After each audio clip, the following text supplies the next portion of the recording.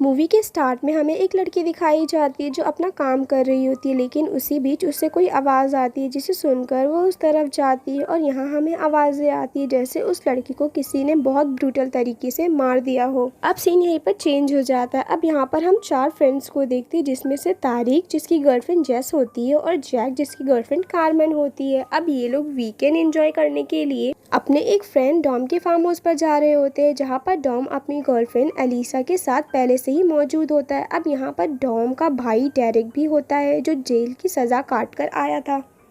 अब यहाँ पर सारे फ्रेंड्स उस जगह पर पहुँच जाते हैं जहाँ डॉम अपने फ्रेंड्स को उनके रूम दिखाता है। अब कार्मेन और जैक एक साथ होते हैं जो एक दूसरे से काफ़ी खुश होते हैं और आगे की ज़िंदगी साथ बिताना चाहते हैं। दूसरी तरफ हमें जेस और तारिक को दिखाया जाता है जहां तारिक जेस से उसके खामोश होने की वजह पूछता है, जिस पर जेस वॉशरूम चली जाती है जहां उसे पता चलता है कि वो प्रेग्नेंट है।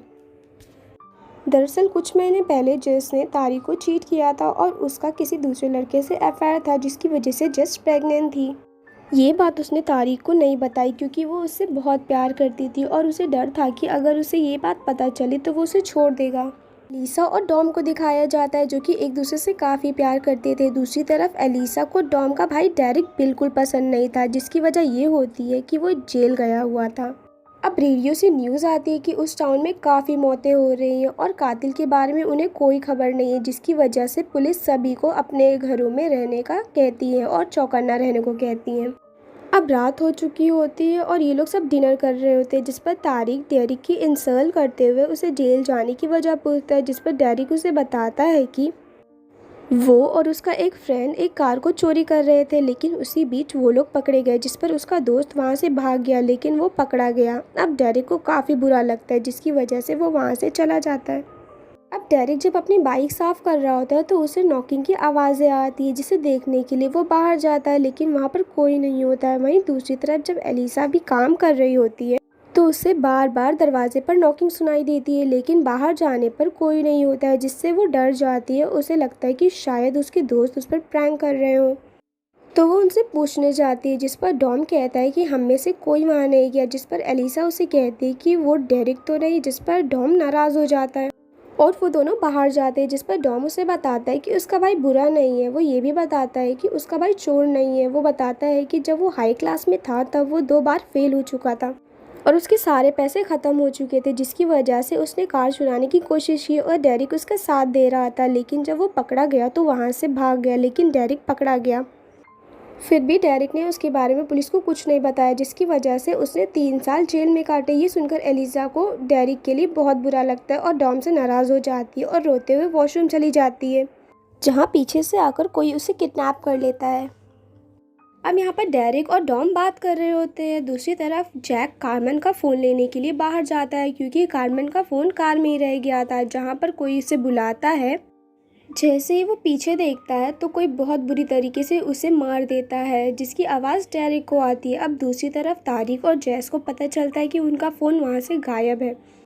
तारिक को लगता है कि ये ज़रूर डेरिक ने किया होगा और गुस्से में डेरिक से लड़ने लगता है। तभी दरवाजे पर नॉक की आवाज़ आती है, जिस पर कार्मेन कहती है कि ये ज़रूर जैक होगा। वो दरवाज़ा खोलती है तो देखती है कि जैक बाहर मरा हुआ है, जिसे देखकर वो उसके पास जाती है और रोने लगती है। अब वहाँ वो दोस्त भी आ जाते हैं, लेकिन तभी वो कातिल जिसका फेस क्लाउन की तरह होता है वो आ जाता है और वो कार्मेन को एक रॉड से मार देता है। अब वो कातिल अंदर आने ही वाला होता है, तभी बिना वक्त गवाए डेरिक और डॉम दरवाज़ा बंद कर लेते हैं।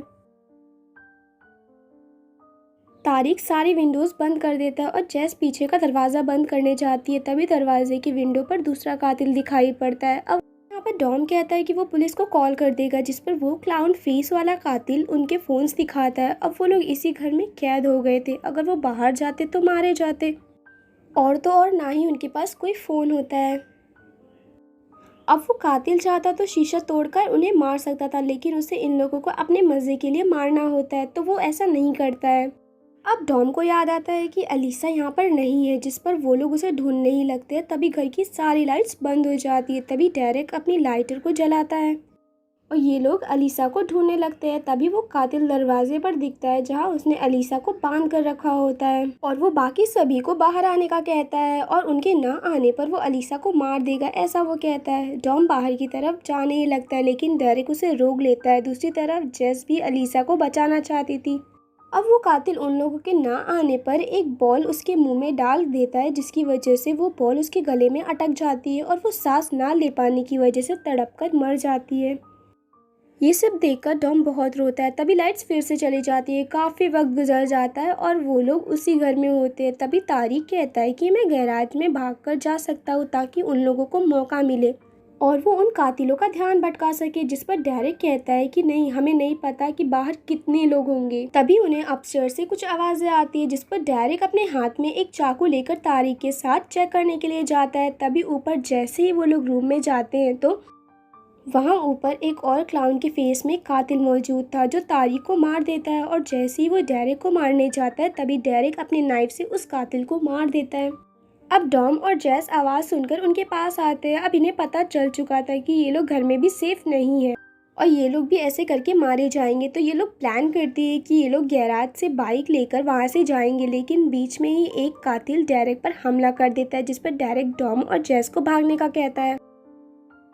अब जब डॉम और जेस भाग रहे होते हैं तभी वो क्लाउन फेस वाला कातिल डॉम पर अटैक कर देता है जिसे देखकर जेस वहाँ से भागने लगती है लेकिन तभी जेस के सामने भी एक कातिल आ जाता है जिस पर वो दूसरी तरफ भागने ही लगती है लेकिन तभी कोई और आ जाता है। ऐसे करके बहुत सारे लोग उसे घेर लेते हैं और उसे खा जाते हैं।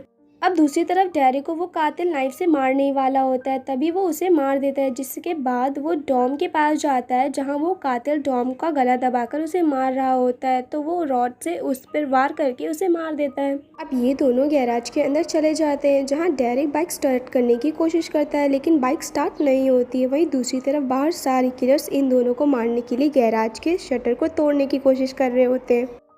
डेरेक अपने भाई डॉम को कहता है कि मैं शटर खोलने वाला हूँ ताकि उन लोगों का ध्यान मुझ पर हो। वहीं उसके पास मौका होगा पीछे के दरवाजे से भागने का, पर डॉम यहाँ पिछली बार की तरह अपने भाई को अकेला नहीं छोड़ना चाहता था। अब वो इस बार उसके साथ देते हुए लड़ने का डिसाइड करता है और जैसे ही डेरेक शटर खोलता है ये मूवी यहीं पर और सस्पेंस में ख़त्म हो जाती है।